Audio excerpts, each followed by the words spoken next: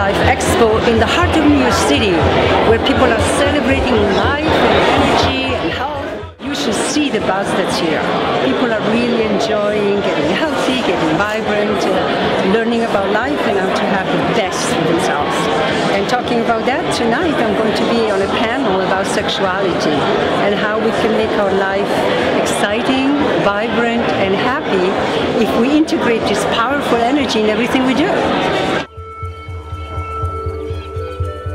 Welcome to the Sexuality, Sensuality panel here at the New Life Expo. This has become quite a tradition here, and it's been a very informative, evolving discussion we've had over the last few years.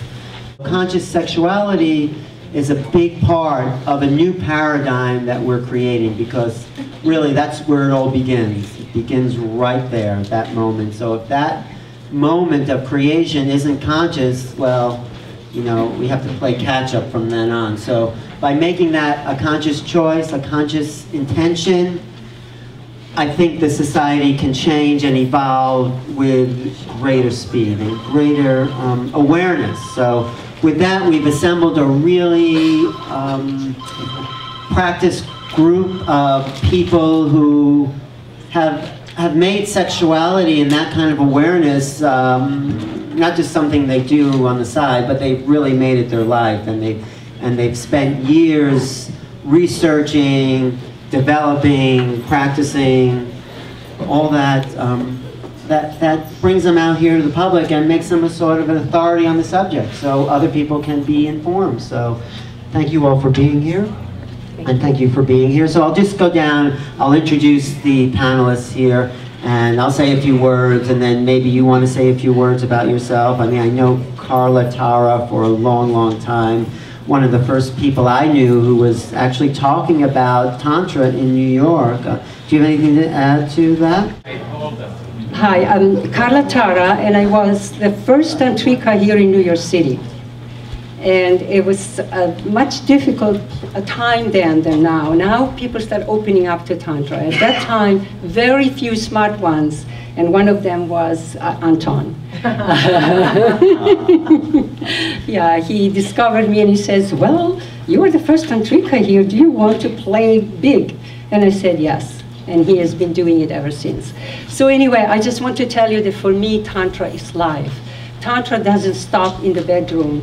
It's with my sons, it's with my friends. It's, when my heart is open and I feel no guilt, no shame, if I feel sexuality building up, I enjoy it. I let it flow through my body. I enjoy it and I turn it into a smile, and it's safe. It's safe because it comes from the center of who I am, from my divinity, and I talk to another divinity. That's Tantra for me. So. Thank you. You're welcome. Thank you. Let me ask a question about, you know, the emotions that are involved with sexuality.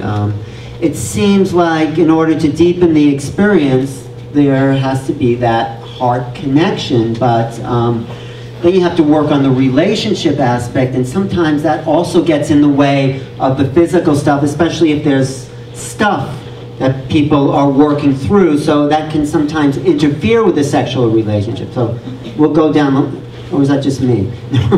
Go ahead, Carla. So you talked about the emotional part of sex. Yes, the emotional sexuality. connection. Well, there is a very big difference between the male sexuality and the female sexuality. Male sex expresses itself from the head. The man sees a beautiful woman and the lingam goes on right away. It doesn't have to pass through the heart and all through the other parts of the body. It's right there.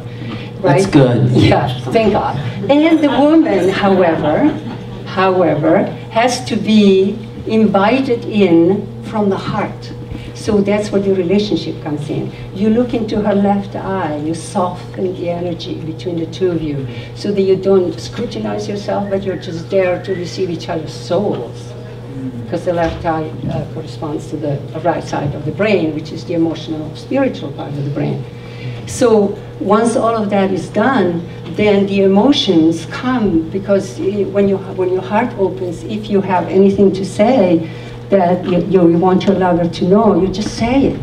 You say, I'm sorry the other day, you know, that I did this and that, and after I thought about it, you know, I exaggerated, I was tired, forgive me. That's one thing. Or you settle with whatever emotions you have, and if you have joy that you never express, you express that. Now sex gets higher. It does. When you have that deep emotional commitment, it's actually more pleasurable because you're into each other in a deeper way, physically. Right. So yeah, thank you for that. You're welcome. It's the goal of life. I think we are here to experience the other. So if a man starts making love to a woman the way he makes love, then it's not lovemaking. He needs to really understand the woman first. Wait, repeat that? If a man loves a woman like he likes to be make love to, I see. Right? Yeah. It's not going to be good. So what does he have to do? He has to understand the woman. He has to understand the woman first. And the woman wants to be touched in the heart, okay? Because the woman starts her opening her sexuality in the heart. Man doesn't have to start there. It might get there when he finally integrates his own inner female. And the woman allows him, gives him the power to integrate her. Can I ask you a quick question? What about nympho women, like nymphomaniacs who are women? I define nymphomaniac, please. A woman who loves sex like without necessarily having a heart connection, you know, just like. Okay, that means she was disconnected she probably was abused sexually. She disconnected her sexuality from love. I have a question about that. Because I haven't finished the other question. Okay, good. Did you understand what I said so far? Yeah. So I said that when the woman feels, for instance, abused sexually early in life, right? She disconnects sexuality from love.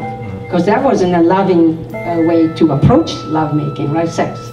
So she closes her sexuality down. That's one way of reacting. The other way is she overdoes it. She is exaggerating sexually because she's not connected with the heart. That's not love. That cannot be tantra. She would have to go to a therapy place, breathing technique, releasing techniques, being vulnerable, understanding herself.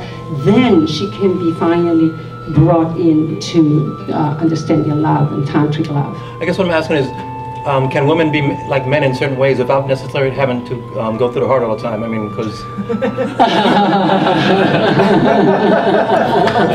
Do you want the shortcut, honey?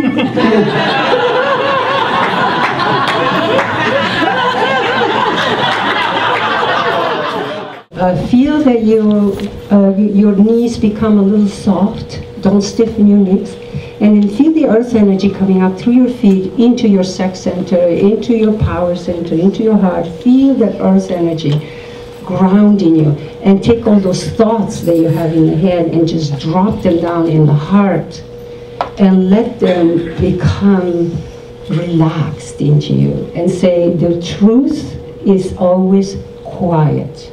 So all those big thoughts running around are now quieting in the heart. What I want you to do now, visualize that you can breathe directly into the heart and exhale with a sigh. Let it all go. Breathe into the heart. Good, and now move your hips a little bit. Go ha, ha, ha, ha, ha. Keep your knees bent. Ha, ha, ha, ha, ha, ha, ha, ha, ha.